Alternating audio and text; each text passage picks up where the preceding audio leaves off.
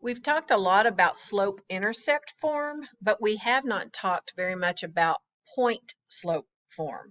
So this is point-slope form, and we know M is slope, and then we have an x1, y1 that could be a point that we need to plug in.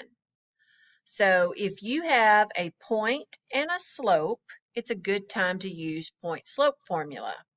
Another time to use point-slope formula is if you need to write an equation and you have 2 points, because you can find the slope from 2 points by using the slope formula, which we know very well at this point.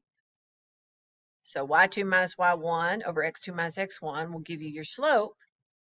And once you know your slope, you can take this point and your slope and go plug it in.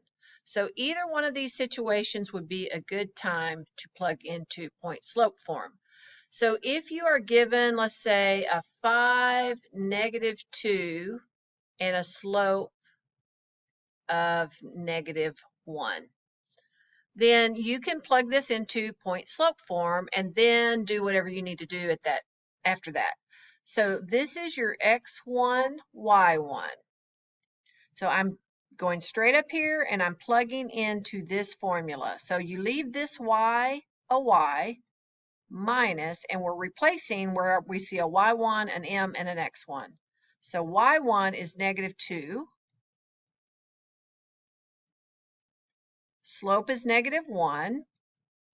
And x minus x1 is 5. So this is an equation in point slope form. I could clean it up a little bit and make that a +2. I could drop that 1 off and just have a negative sign in front of my parentheses. So that cleaned it up a little bit. And if I wanted to take this further and type it into my y equals in my calculator, I could simply just put the 2 at the back.